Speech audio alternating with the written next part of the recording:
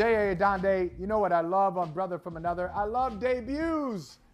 I love talking to folks that we haven't talked to before, creatives, intellectuals, and look at this. Listen to this description of Arielle Chambers, writer, journalist, women's sports and culture connoisseur. I mean, like, that is like, hey, Ari, you can't really get a better intro than that. I really want somebody to say that about me. I just love the picture that y'all chose. Like, the very dramatic picture y'all chose. Looking serious. That was a serious picture. No nonsense. That's a great picture, though. So that let us know right away, you're not here to mess around. Never. Not here to mess around. Never. And we're not to be as I with. said, well, first of all, welcome to the show. And as I said to you before we came on, I need the hoodie that you have on right now. So before the show is out, you can tell me and tell others how to get that hoodie, because I'm going to wear that. This is actually a hoodie that is a special collaboration with Playa Society and the WNBA. And Playa Society is Black-owned and distributed, and we love Esther. And so we try to support everything that she does, and it has all the teams on it. And it's just a nice little contrast to the orange hoodie. All right, well, great. Well, we will check that out. We'll be rolling with that. I want to ask you first off the jump. I know you grew up in the Carolinas, and we saw South Carolina win the championship. Dawn Staley doing that thing, a champion as a player, a champion as a coach, an Olympian. You know, what did that mean to you as someone who's from that area? And what do you think it means for women's basketball to see South Carolina and Dawn Staley accomplish so much? I just love the culture that she's built within the Carolinas, North and South Carolina. Like, she played for the Charlotte Sting, and I grew up watching her in the WNBA, and just following her career throughout her coaching journey. And for her to go down to South Carolina and establish the Gamecocks as undeniably the best team in South Carolina, and being the highest paid coach like that. I think she got $22.4 million as her contract extension. Just being able to cultivate that greatness and do it with a Black team means so much. A lot of times people try to write off Black history. They try to write off Black women in the sports space, but she's the only coach, men or women, that's a Black coach to win 2 national titles, and she's an Olympic gold medalist as a coach and a player. She just exudes excellence. And I told her, like, growing up, I was able to see you in these spaces, and so I was able to feel seen. And now you make these women be the next, groundwork for other Black players to feel seen, and you can just exude greatness despite how many times people try to erase you. And that's what was so special about this championship. We saw a team that was really, really slept on, even though we do talk about them a lot. It was really, really slept on, even though they're undeniably excellent. So we just showed the picture of Dawn Staley ringing the Liberty Bell at the Sixers game before the game there. And one of the things I love about her is that, she played Charlotte, she went to school in Virginia, she coaches in South Carolina, but she stays repping Philly. She is a Philly girl. They love her. She loves her hometown. How does Philly work so well in South Carolina? Because she's never lost that Philly identity, but she seems to have been embraced in South Carolina. Why does that work so well? Just like I'm from Raleigh, I rep it to the ends of me. Dawn will rep Philly to the ends of time. She always talks about being a kid, a competitor on that court, and not caring who she played against. And so she takes that grittiness, that fight mentality down to South Carolina with her, and she's made a team full of people who want to win, who want to be successful, who want to fight for what's theirs. They already own it, like they already had it, and it was just theirs to get this year. I'm going to ask you, I already shouted out the hoodie that you have on, but let's talk about the league. Last year, I couldn't have been more entertained from the WNBA finals, and it was a little bit of a surprise. Great story to see Candace Parker go back home and win the championship with Chicago. I didn't see that one coming. How about this year? Is there a team or is there a storyline that you're paying attention to, and we should too, and you want to give us a little info and a little insight on what we should be looking at for the WNBA in the upcoming season? But I want to stop you right there because Chicago was gelling at just the right time last year, and what a great storybook ending. And you couldn't have written history better than this, the homecoming for Candace Parker. I love her to death, so that's the hill I'm going to die on. But as far as this year for season 26, I want to see Connecticut be able to finish it out. They have all the pieces that they need. They have that 2019 team that almost won, but Washington had the edge last face up. Washington's also a contender, but for Connecticut, they were just missing a little bit of depth, and they added DeWanna Bonner to the team. And now this is, I think, her third season with the Connecticut Sun, and we have the return of Alyssa Thomas, who was facing some bodily issues with her labrum and other issues. And then you have a Natisha Heidemann, who's getting better each year, a Jasmine Thomas, who's still there, a Jonquilla Jones, who's MVP, reigning MVP. You have Brianna Jones, who's reigning most improved. You have Kurt Miller, who was Coach of the Year last year and has successfully led them to the best record in the league year after year. And so I really want to see them close it out. Courtney Williams has returned, so that's a spark that they were missing in the past 2 years. So Courtney and DeWanna and JJ and Brianna and Natisha and Jasmine and the full roster can come together and close it out for them.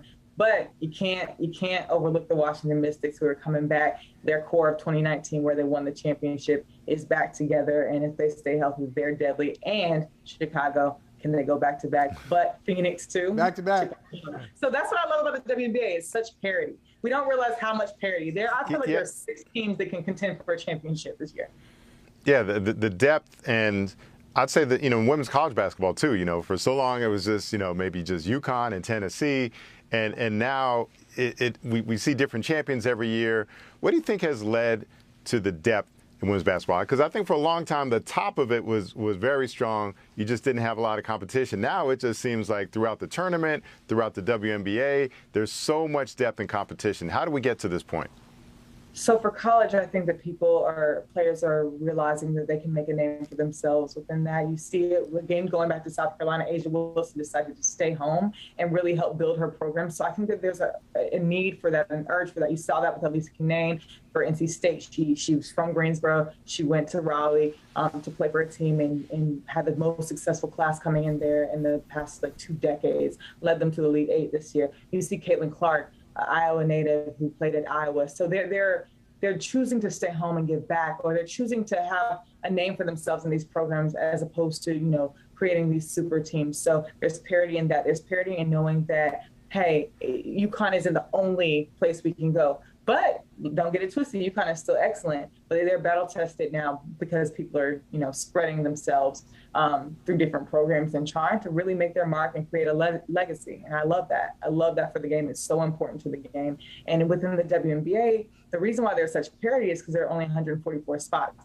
We always talk about expansion. I know that they were mentioning how 88 people declared for the WNBA draft. That's always how it's been. But why we need expansion is those 4th and 5th year players where, they're excellent, but they're not finding a space on the roster because of cap space. And, that's a story for a different day. But there's so much talent, and the WNBA is packed full of talent that there's not going to be a major difference between the 1 seed and the 6 seed overall. And you see that there's so many people who can contend for a title. I would say like a strong 6. It's going to be Washington, Connecticut, Chicago, Phoenix, the Aces, and I'm missing one that I'm thinking of. Minnesota. Sue Bird's back in Seattle.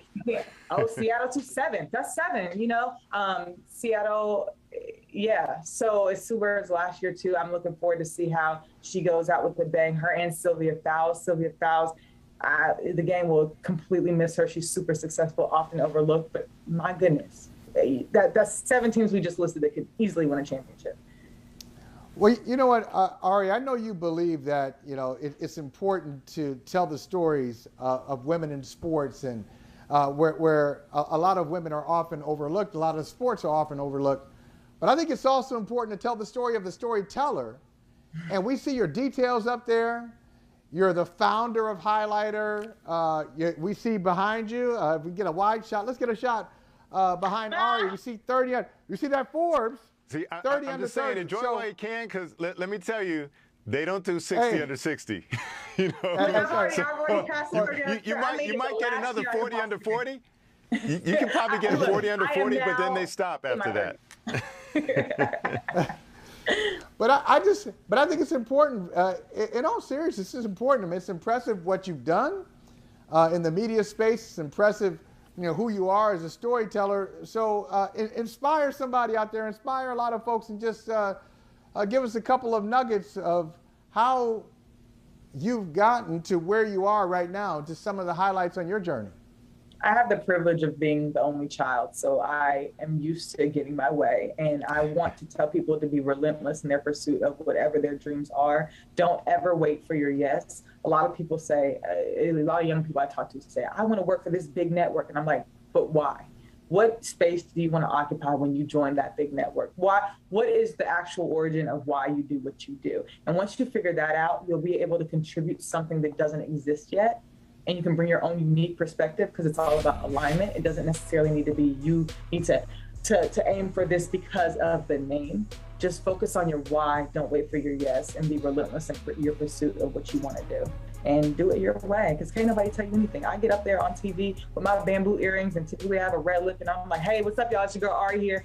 And it's digestible because I present it as fully me. So be authentically yourself as well. All right, there's more pathways in now. Like Michael and I came up, Boston Globe, Chicago Sun-Times, Washington Post, very traditional ways to get into this business. How have you been able to take advantage of the more open opportunities and non-traditional ways to make a name for yourself in the media space? Yeah, so when I tell people don't wait for their yes, that's not to be taken in vain. I simply saw a white space and decided to occupy it. I was a cheerleader, never played basketball. I was always surrounded and engulfed in it, and so I studied it like hardcore. But my yes came from me doing it on my own, using my cell phone, recording interviews with people I knew within the league, and posting them on Twitter. And Bleacher Report found me, and then the merge with Turner Sports just allowed me to take a linear path as well. So utilizing social and digital. And so that was the path for me. And that's what I would say to anybody. It's like, don't wait on it. Don't ever wait on what you want to do. And that's how you're going to be able to get there. And then like figure out ways to do it without needing a bigger person. Just look to your left and your right, utilize the people next to you. Especially if you're in university level, you can find a film student and you can be, you're on camera, or if you like to produce, find a talent. Like there's so many ways to network. Like Issa Rae said, just network horizontally, and so you can figure out your path. Wow. I like that left to without right. giving away, look who I got on my left and my right listen, right now. I got it pretty good. Look, squad. Hey, I don't want you to give away too much. Don't give it away for free. Not too much. But what's next? What's next for you? You said it. You're going to do it the way you want to do it. You're not going to wait for permission. You'll be relentless. So give us a hint of what's next for you, because I know something is next for you, and I know it's big. So I am very much not a Gen Z. I am a millennial, and I love long form content. I love journalism, but I want to stretch myself to see things through the Gen Z lens a little bit more. So improving my social media skills. I know that sounds crazy because a lot of people know me from social media as opposed to linear, but where my heart and my path is linear. But I want to really, really push the boundaries, push the envelope of what I can do on social. So if that's experimenting with TikTok and figuring out how to make that work, that's my next thing. But one thing I want to keep consistent is storytelling within these athletes. The whole point, the reason why I am where I am is because the growth of women's sports and that trajectory that's upward. So I am not a name for me if these women aren't being served in the way that they need to be served. So continued storytelling. I did a series with Athletes Unlimited, all on the table, and really candidly, rawly told their stories, and it was just so great. It was raw storytelling from their voices, and I want to keep amplifying these player voices. And as long as I'm doing that, I'm walking my path. And so that's what's next for me, making myself a little bit more youthful and Gen Z, and then continued storytelling in a long form way so that it's appealing to everybody. I love it, Ari. Thanks for stopping by. I love it. Appreciate it, Ari. What'd you say, J.A.? Keep doing. I was just saying, it's just funny, like, she's actually trying to be Gen Z. A lot of people don't like to associate with the generation below them. Like, you tell a millennial you're Gen Z, it's like, no, I'm not Gen Z. No, I'm very much a millennial. I'm in my 30s, but I want to be able to reach across generations. That's the whole point, to band them together and have a mutual appreciation for the women's game. All right, so you had your debut. That means next time, just stop on through.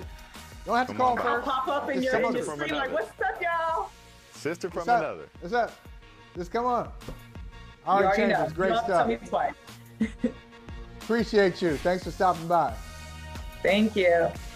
Hey, thanks for watching Brother from Another on YouTube. Make sure you hit subscribe before you leave, and be sure to watch us 3 to 5 p.m. Eastern Time on Peacock. Appreciate you.